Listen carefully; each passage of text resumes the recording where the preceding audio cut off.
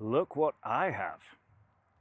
Finally managed to track down an L134 that's going to fit that $100 GPW Jeep. A good friend of mine had one sitting there and agreed to sell it to me for 300 shiny dollars. Now, it's going to need a little bit of work, but the main thing is it was running. And this isn't one of those, oh yeah, it was definitely running things. This guy is a good friend of mine and a talented engineer. And if he said it was running, it was running. But I don't want to throw it in there just looking like this. If it's already out of the vehicle, I think it makes sense to go through it, put new bearings in if it needs them, rings, give the cylinders a hone up, and basically make it tidy so that I don't have to go through the engine again. So I'm going to get this inside so we can tear into it and see exactly what condition it's in. I really want to get this engine onto a stand, but I'm not going to be able to do that unless I remove the clutch and the flywheel and this plate. Once I've got those off, we can bolt up to that flange. It came with a few extra things. We've got the intake manifold. There's a carburetor, but that's not part of the deal. He needs that for his other engine. There's oil filter housing, a fan, air intake, and a water pump. I'm going to get those out of the way because we don't need those for right now. And then we're going to see if we can get this on a stand and properly examined.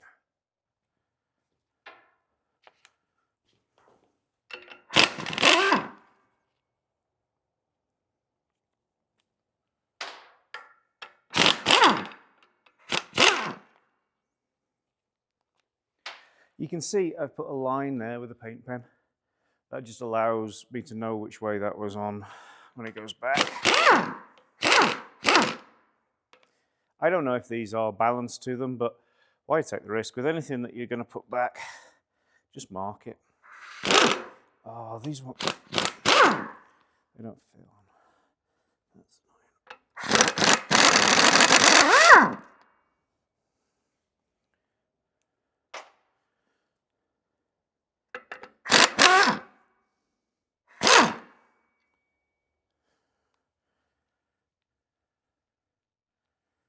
Ugh.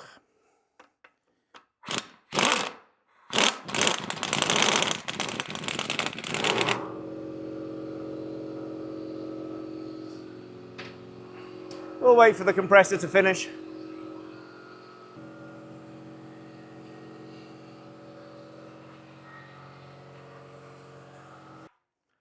This is a top tip. I think a load of people do this, but sandwich baggies, really cheap. You can get them from every supermarket. And then just write on them the engine that you're stripping and the part that it's coming from. You can wipe this off with WD-40 or acetone if you're careful, reuse them, save your polar bears. But it just saves a huge headache when you're working out what goes where.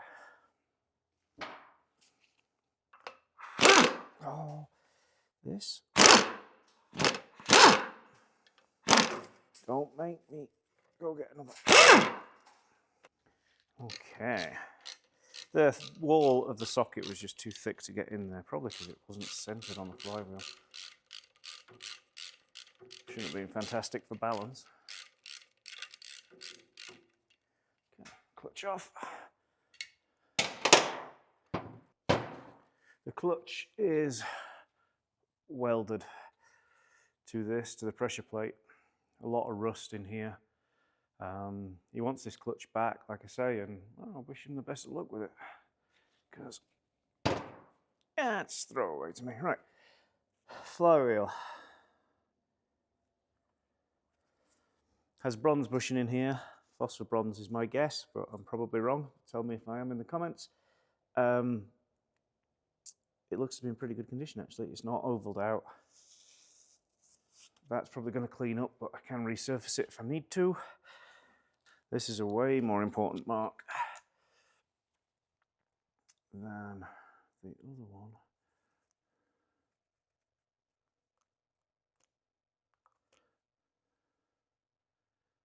So a lot of these have a way you can't mess it up. Some of them have uneven spacing on these nuts. Some of them will have a witness mark that goes through where there's an extra hole, like on the Fords. And some of them don't. And sometimes they're internally balanced, sometimes they're externally balanced. I always mark them every single time, and then you're never going to get caught with your pants down.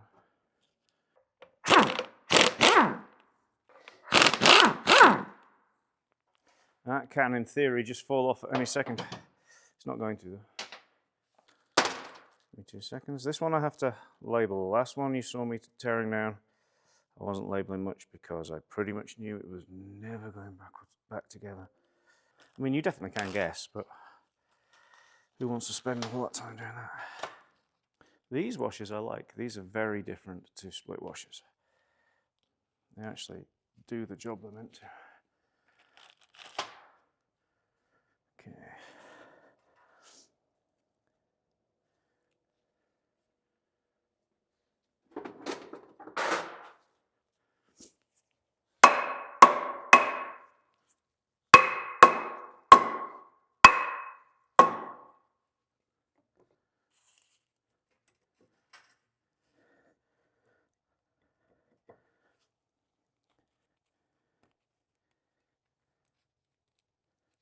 See me? What I mean about no danger of falling off. There we go. That's a good weight. Now, if my memory serves me, there's 2 types of bolts here. There is a shouldered bolt, which is what I believe these are, and there is a tapered bolt. If you have a shouldered bolt, that generally means that the flywheel has been replaced at some point because it was part of the kit to do it. You had to drill them out and put the shoulder in. And the tapers were just standard on all of them.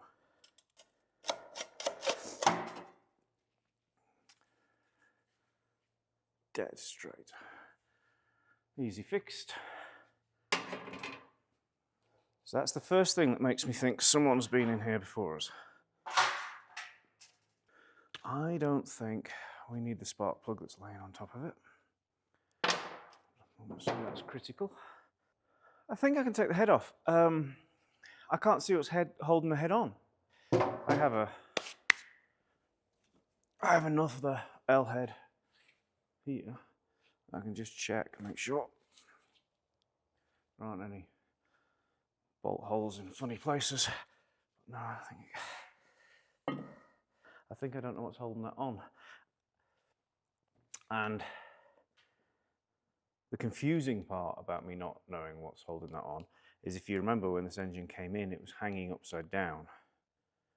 So how is the head still on?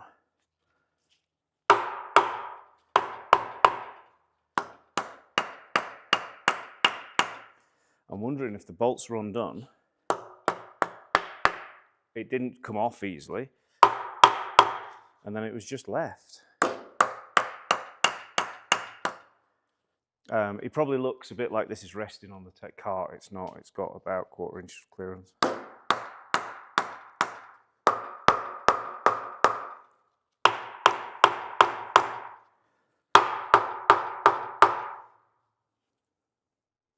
Okay, for our next trick, while I cogitate, just gonna get a nut destroyer and see if this even moves.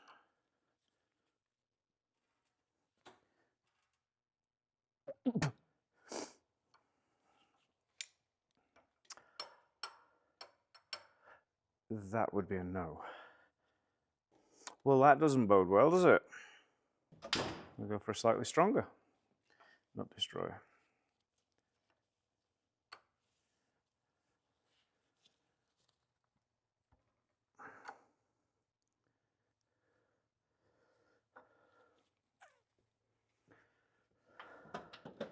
Yay.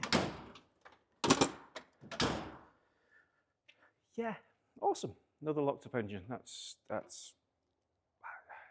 very much what I needed. I'm not super worried. I'm sure it'll be fine. Some of my friend's stuff ended up outside though. He moved and took a little while to get everything into place, and it's entirely possible this was just one of those things that was outside and it might have got a bit of water in it, so I'm not super worried just yet. I do want this head to come off though, which means a bigger dead blow. You have to be really careful with cast iron, it will crack. He says just before hitting it with a hammer. Dead blows are a lot easier on this than if I was hitting it with, you know, a steel hammer or something.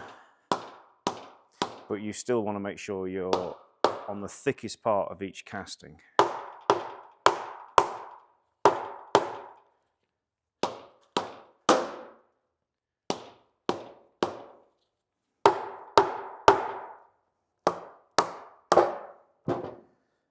I'm telling you, this is acting like it's still got,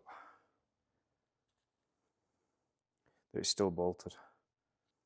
When I ever get anything that's stuck this firm, I always stop and have a little think, because it nearly always means you've missed something. We're going to try our plastic spreader. And what I mean by that is we're about to break our plastic spreader.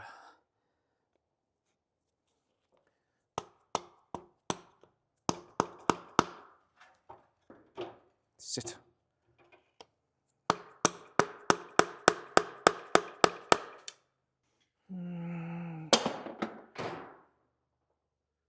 I have fixed the airline, you'll notice. I have not fixed that drawer yet.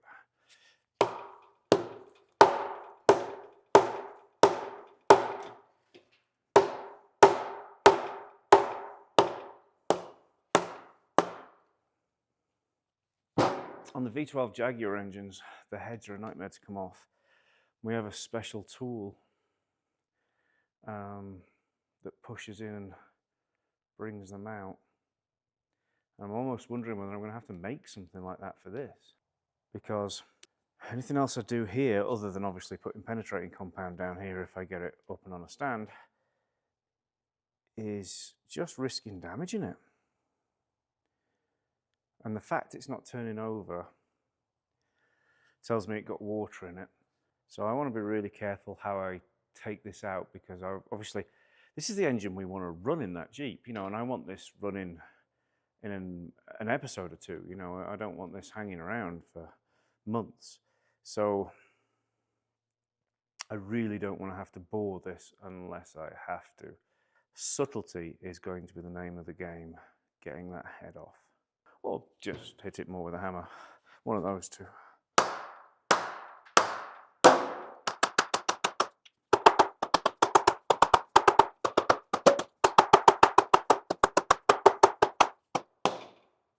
Well, that went well. Yeah, as you can see, it's completely off now and everything's fixed. And probably start in a few minutes. I'm sure what a lot of you are thinking is, why don't I put this on the engine stand and then put penetrating fluid down on these bolts and then tap it and try and bring it off that way. If I'm going to hit it, which I think I've got to do a fair bit, I'd rather do it on this hydraulic cart than I would the engine stand, which only just connects up to 4 bolts there, especially on these where it's a really thin flange. Which I realise is not ideal from the penetrating spray point of view. All right, I maybe have a plan. It's a terrible plan, just to warn you. I'm going to try and extract these bolts, which have less than 0 chance of coming out. But if I can extract the bolts, not only will I be removing a load of contact points where it might be seized, but I will also be able to, I don't think there's any dowels on these heads. So when we look at the bottom of one, there's no dowel on there. So if I can take all those out, that means that I can just knock this sideways and maybe free it up that way. There's only 5 left, which is good, because I didn't have to take my shoes and socks off to count them. And we only have to be lucky 5 more times.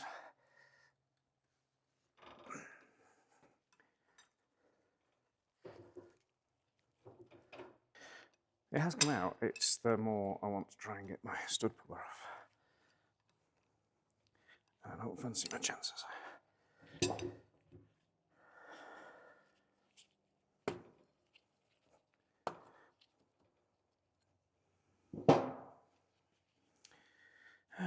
Awesome. Back in a sec. Okay, next one.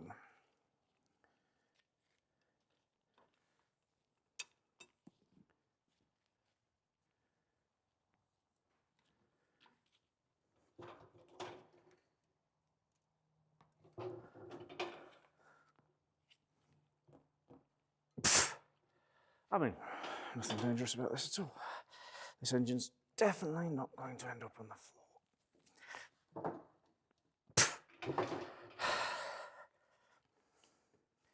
This one is tight.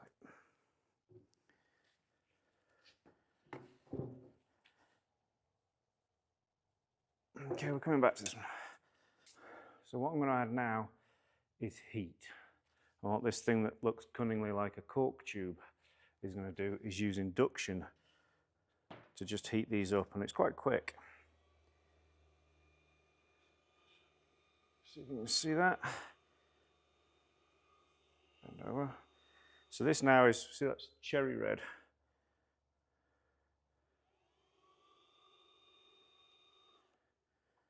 Let's do the same with these.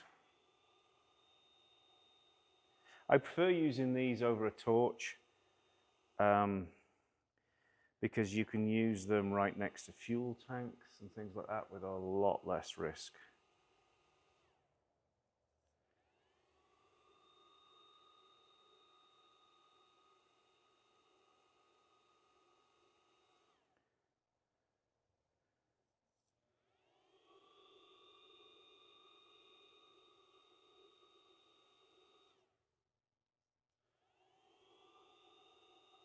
Now, if I go and put my stud extractor on this right now, well, these are all bright red, they will just shear straight off. And they're going to do that because they're soft metal. When you're working with your forge and you're hammering metal to shape, you soften it up by heating it until it's red. So you can't just get straight on that and expect it to come out without it just tearing apart, because you've just suddenly made it extremely soft. So we have to let those cool down a little bit.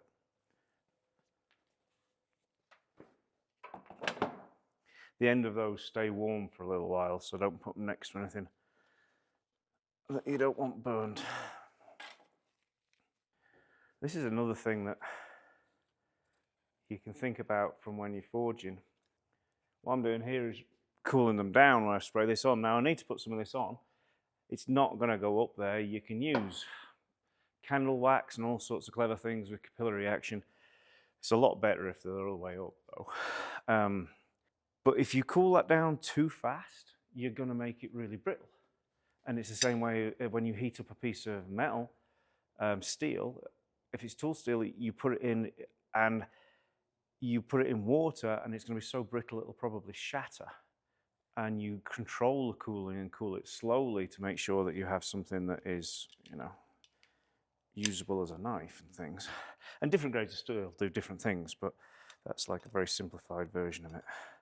But now I think we are cooled down enough that I can try again. You watch it just shear right off now. Yeah, there we go. And the reason it did that is because it's still not cooled. Not massively worried. But wow, there's something strange going off in the inside of that. Now it's cooled, you can see that this is legitimately hollow.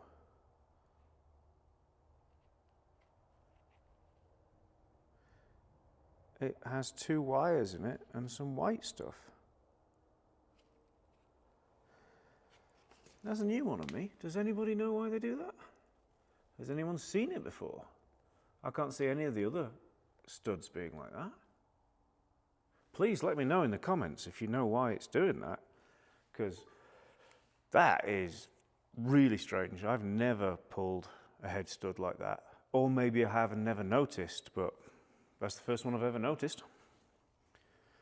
Right, now that they've cooled, for the love of God. Right. There is no notch in here for it to take the ball so it doesn't keep falling. This does not make me happy.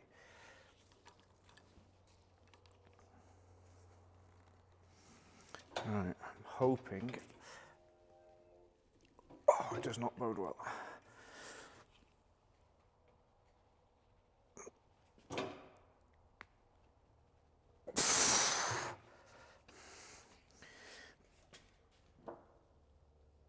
Good grief.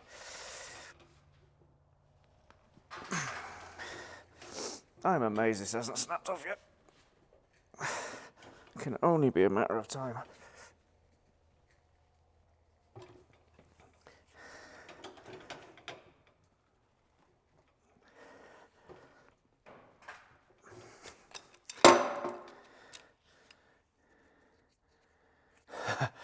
That is in there. Okay, I'm going to take that off because I'm bored of dropping it on the floor. And I'm going to heat these up again.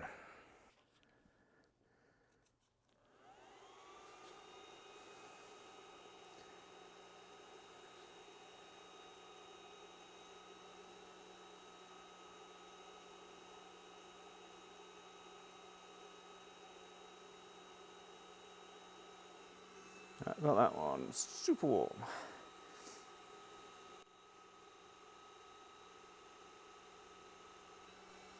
What you're looking for with this is you want the heat to expand, crack the connection it's got with the rust, and then contract again as it cools. I got one. Which is another reason why you let it cool. You'll find the same thing when you weld a nut on, like we'll probably end up doing with this. Well, actually we might not because the head comes off, but anyway. If we have to weld a nut onto this, similar deal. Wait until it's cold again before you try and undo it.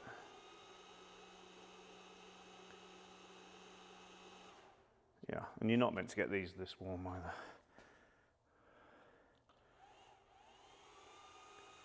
It has a duty cycle.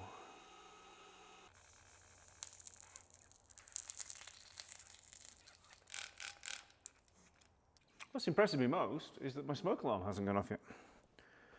You would have thought that would have happened by now, wouldn't you? Okay. A little bit more with the technical readjustment stick, because you never know.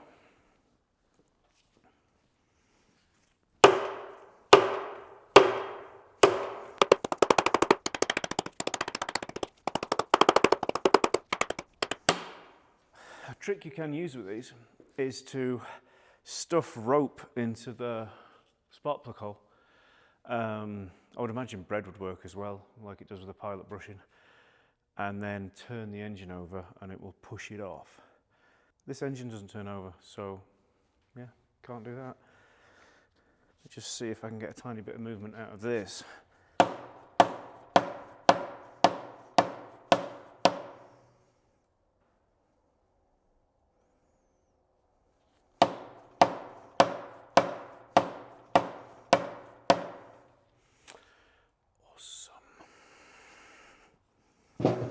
I'm just on the counterweights there on the crank, just gentle, but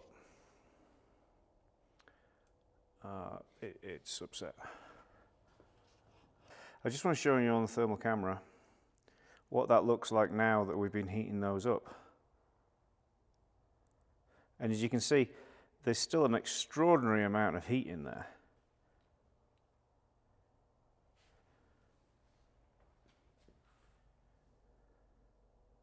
So you can't just jump on that a few minutes later and hope it's cooled down to the point where you can twist those out.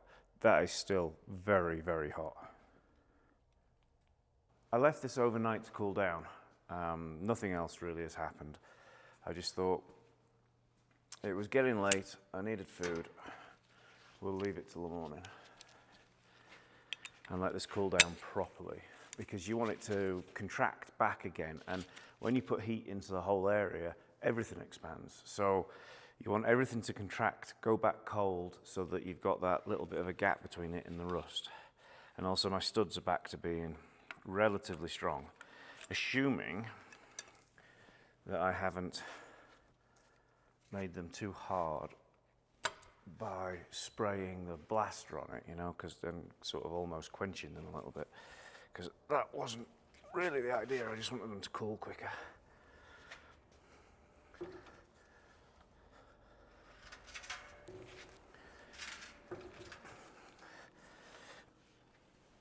I think it's coming. Okay. I'm just going to get a different type of extractor now. This isn't as strong as the one I was using there, but it will be better just for gripping this and whipping it out quickly.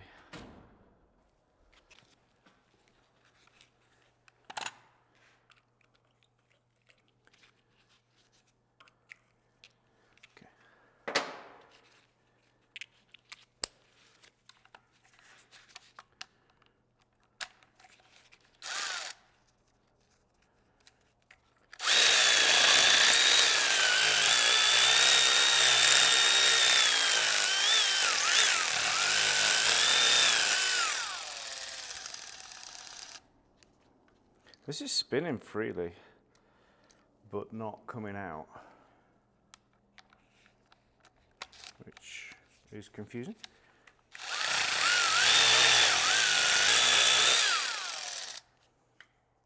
Yeah, I got nothing. I don't know why that's doing that. So we're just going to move on to the next one and ignore it, as it is the only responsible thing to do.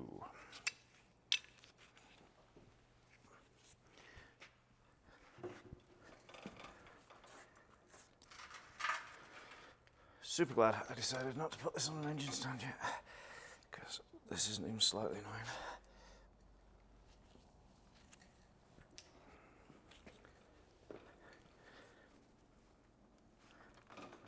This one is also unseized. Just shows the power of heating stuff up, but then, more importantly, letting it cool properly again.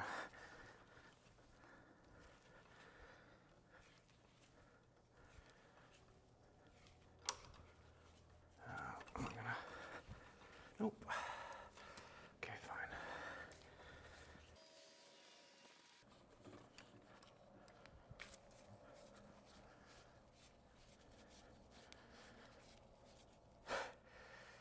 Really strange things are happening. Same to deal with this. It is now completely loose, but not coming out. But as I have left the extractor on, maybe we can persuade it.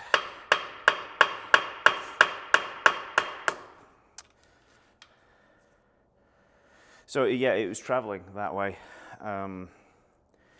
It just must be gummed up in this head with rust. But they're no longer in the block, which is kind of key. We're going to channel Derek and use these. And a bigger hammer, because that solves everything. Ow. Doesn't solve that banging into my wrist though.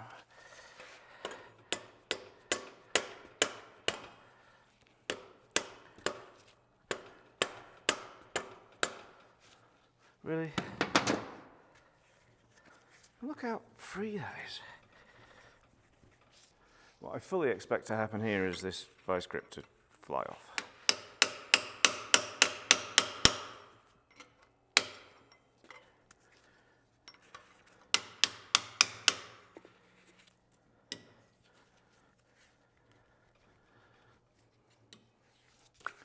Things I don't understand, part 472.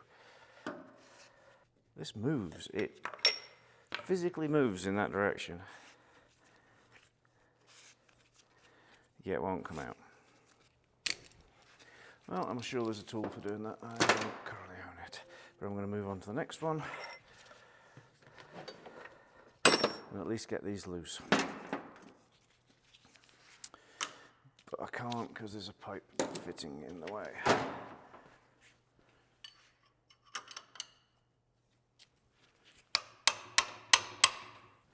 Now I've broke it with a brass mallet, it'll come out really easy, but you do need that shock sometimes. And the brass won't hurt your wrenches. And it hasn't hurt the fitting in any way at all. So it's a double win, that technique.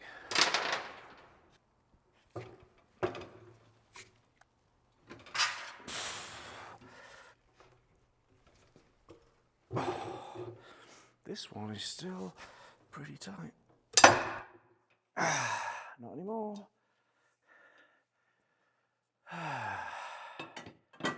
So that could have done with a bit more, another few cycles of heat, I think. It's a solid one though this time, so no excuse. I just didn't get it hot enough. These super loose. We're not going to talk about that one. I don't even want to try welding a nut on it because whatever is inside that is going to be a contaminant. So I would much rather try and get the head off and then just use a normal extractor to try and pull it out and hope it is not hollow all the way down, because that would be less than fun. See if what we've done there has done anything at all.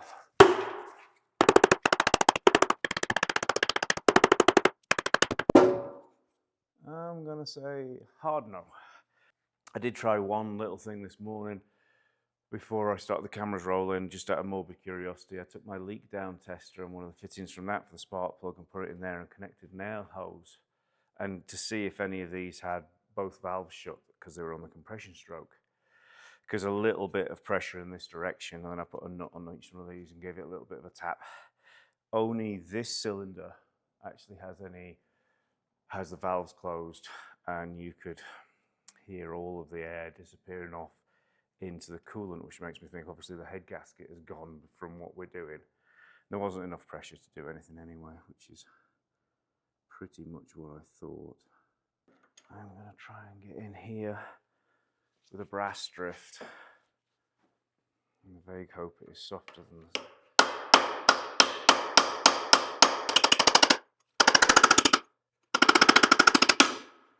I might have been imagining things, but that sounded like it changed tone to me. And I'm not hammering on the head here, I'm just hammering on this pipe fitting.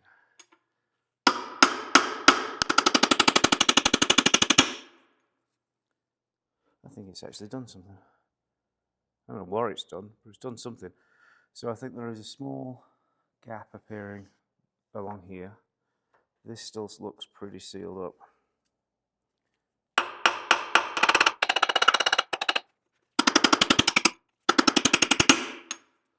Look, smoke. I mean, smoke has to be a good sign, right? I mean, obviously not with everything, but in this particular case.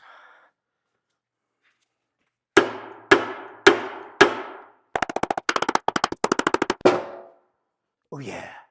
Now this might just be the drummer in me and the eternal optimist, but I think hitting it is working. So we're gonna continue with that tactic. I've got a slight gap appearing at this end. I've lost my brass drift. Go.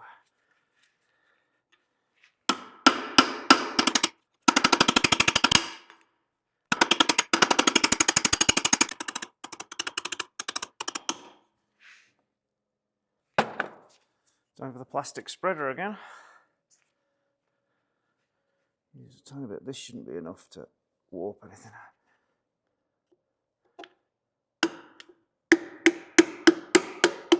Even if it gets in there, which is looking unlikely.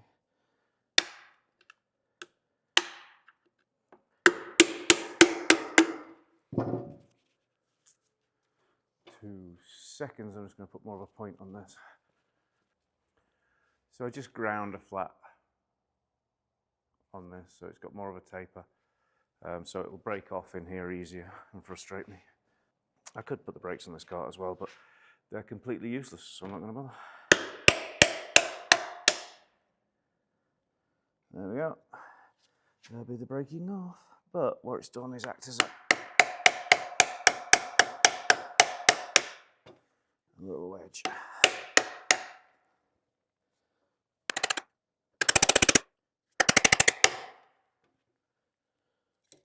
Yeah, we definitely got movement this end. We just need to continue to get movement down to the really stuck end.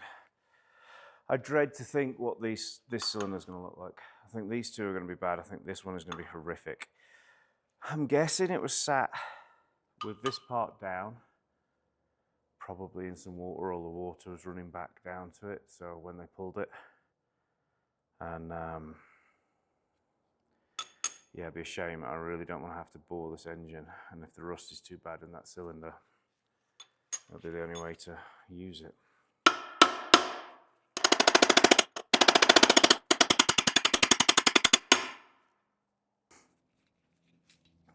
Now, I want it on the record that even I know this is a really bad idea.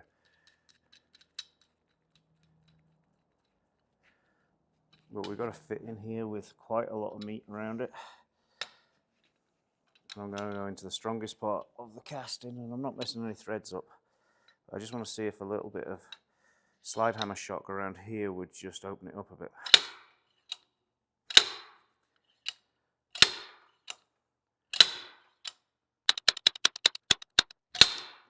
No, it is not.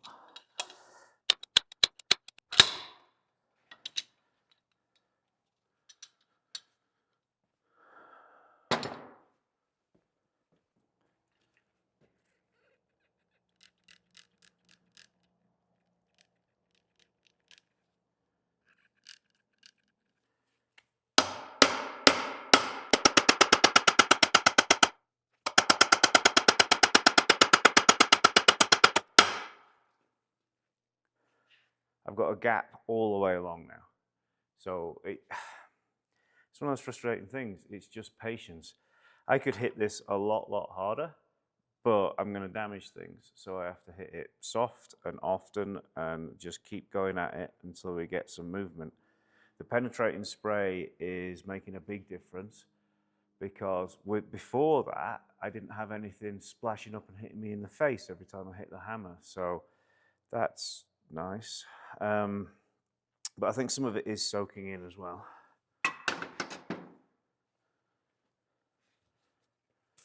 Let's see if we can.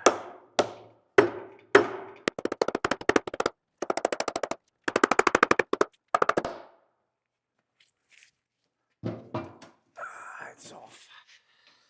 Okay. More with the brass drift.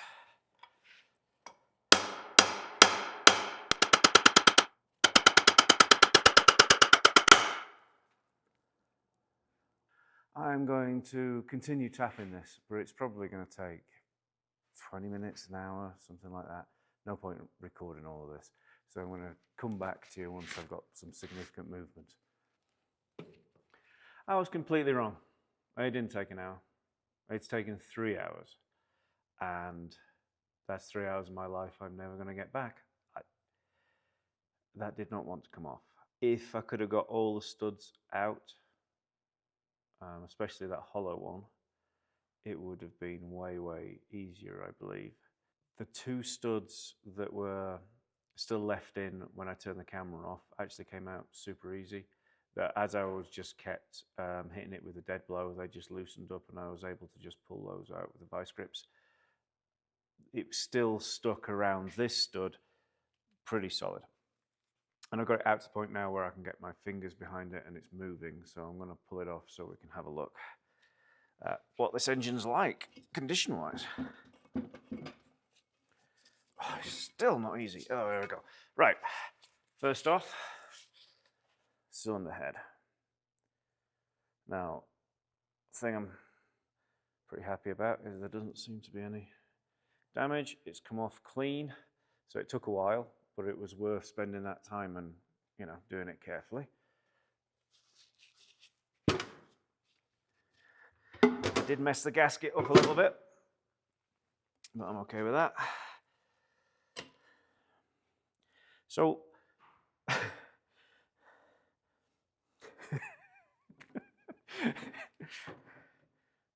I have no doubt that this was a running engine. I have no doubt. I think it was probably a while since it's been a running engine, though, looking at this. I have a feeling when it was pulled, and it was a running engine when it was pulled, wherever it was stored, quite possibly at the bottom of the ocean, looking inside this, has finished it. My dream of being able to use this engine without boring it, distant memory. It's not going to happen. My boring bar, these are a pain for me to bore. It's not that I can't do them, but they're a real big pain because my main boring bar goes down to 2.5 inch, and these are like 2 1/8 or something. It's a very, very small bore, which means I have to use other equipment to do it. I end up doing them on the CNC mill a lot of the time, but it's hard to come down that depth and keep it concentric to the point where sometimes I'll even send them out when they're this small. The firing of the gasket is wedged in the valve,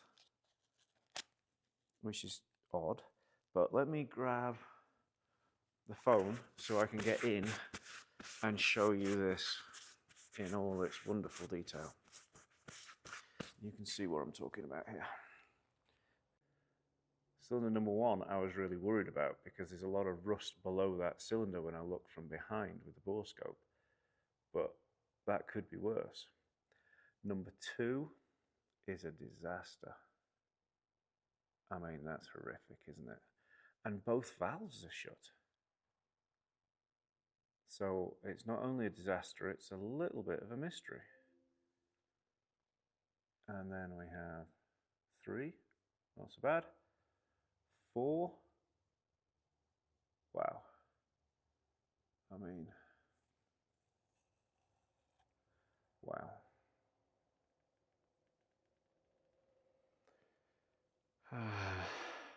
In a continuing saga, I don't think this thing is going to be any good. It's still locked up hard as well.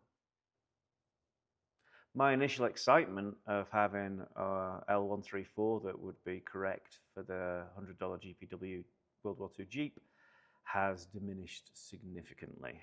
This engine is in extremely poor shape, and it's such a shame. It was a factory replacement engine. It's another one with the FR code, so that's really cool, but the condition of the engine, just from sitting after it was pulled out, you know, a perfectly good running engine has just been turned into a boat anchor, and those bores are bad, really bad. I don't even know if we bore them out whether there's going to be enough room. I'm pretty convinced they would have to be sleeved on at least 2 cylinders. This crank doesn't look that fantastic either. I will strip it all down. I will hot tank it, and we'll see if we've got any cracks, and we will check the actual condition. But I'm not super hopeful. I really am not. But I will let you know what I find out as soon as I found it out. Please let me know in the comments if you've got any good ideas about this engine or got any leads on any engines in Montana that are a sensible sort of same price that are actually okay. And thank you to everybody that has subscribed and watched through the videos. We really appreciate you.